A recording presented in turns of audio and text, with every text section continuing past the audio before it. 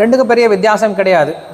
சீதையை வந்து மாய சீதையை கொண்டுட்டு போனாங்க அப்படின்னு சொல்லிட்டு நம்ம கூர்ம புராணம் சொல்லுது. அது ஏன் அப்படின்னா பக்தர்களை சமாதானப்படுத்துறதுக்காக. பட் வால்மீகி ராமாயணத்தில் சீதையை தான் போனாங்க அப்படின்னு சொல்லி சொல்கிறாங்க. பெரிய வித்தியாசம் ஒன்றும் கிடையாது.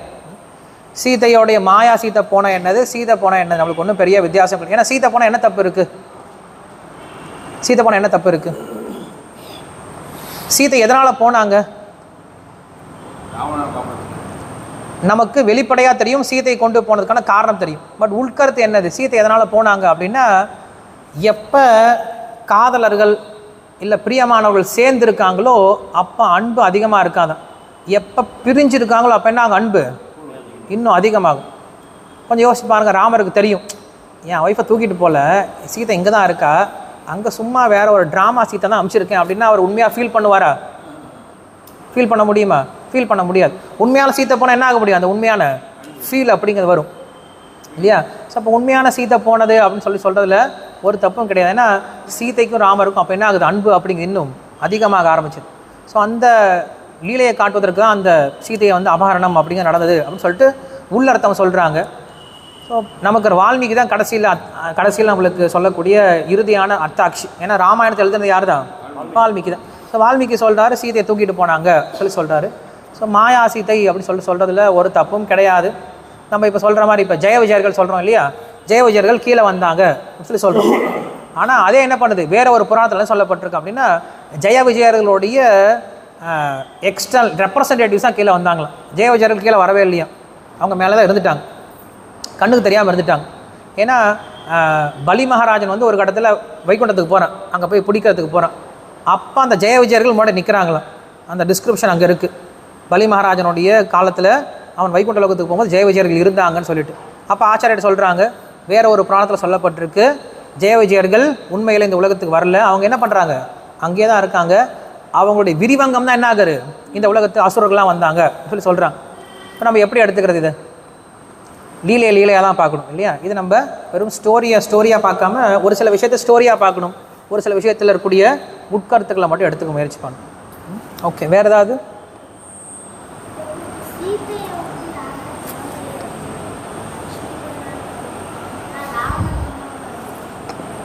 சீதையை வந்து யாராலையும் தொட முடியாது. ஆனால் சீத்தை அலோவ் பண்ணாங்கன்னு தொட முடியும் இல்லையா? ஸோ சீத்தை அலோவ் பண்ணாங்க ராவணனை. சரி நீ கொண்டு போ, நான் அவனை பார்த்துக்கிறேன். அம்மா வந்து ஒரு சின்ன குழந்தை, இப்போ நீயே இருக்குன்னு வச்சுக்கோவேன். பையன் என்ன பண்ணுறான்? ரோட்டில் போய் 2-3 கெட்ட வார்த்தையை கற்றுக்கிட்டான். வந்து அம்மா கிட்ட திட்டுறான், அம்மா கிட்டே அந்த வார்த்தையை யூஸ் பண்ணுறான். அம்மா என்ன பண்ணுவாங்க? ஃபஸ்ட்டு சிரிப்பாங்க, 2 அடி அடித்து சிரிப்பாங்க. பார்த்தியா இந்த குழந்தை என்னெல்லாம் வார்த்தை வந்து பேசுதுன்னு சொல்லி சிரிப்பாங்க. அதுபோல் ராவணன் என்ன பண்ணுறான்? அம்மாவாக பார்க்குறாங்க. சீத்தை என்ன பண்ணுறாங்க? என்றைக்கு அம்மாவாக பார்க்குறாங்க. ஸோ தன்னுடைய குழந்தை என்ன பண்ணுறான்? ஏதோ 2-3 தப்பான வார்த்தையை கற்றுட்டு வந்து என்கிட்டயே பிரயோகம் பண்ணுறான். அவனுக்கு என்ன பண்ணுறது அப்படின்னு சொல்லிட்டு நல்ல புத்தி தான் சொல்ல போகிறாங்க. அதனால் சீத்தையை நம்ம அப்படி தான் பார்க்கணும். சீத்தையை தொட முடியாது. சீத்தையினுடைய பாக்கியம், சீத்தையினுடைய சக்தி இருந்தால் என்ன பண்ண முடியும்? அவங்களுடைய கருணை இருந்தால் கண்டிப்பாக அவங்களை கொண்டுட்டு போக முடியும்.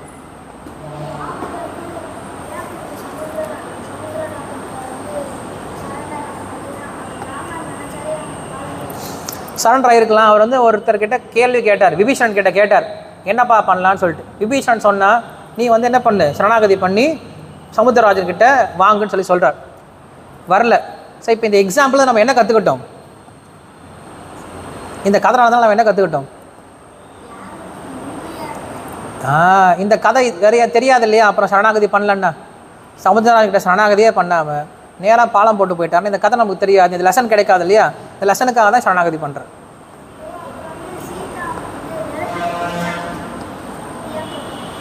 அது நீங்கள் ஸ்கூலில் கேளுங்க. இப்போ நம்ம ஃபுல் கதை பேச முடியாது. நீங்கள் ஸ்கூலில் கேளுங்க. மேபி இன்னொரு நாள் ஃப்ரீயாக இருக்கும்போது நம்ம அதை ஓப்பனாக பேசலாம்.